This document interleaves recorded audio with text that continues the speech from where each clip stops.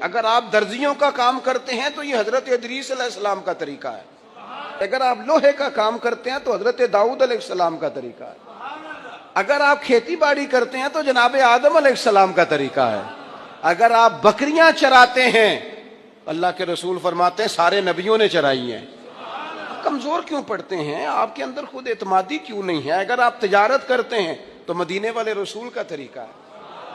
आप क्यों घबराते हैं कि मैं ये फलां जगह पे हूं और ये चीज शायद कोई कमजोरी का बायस है?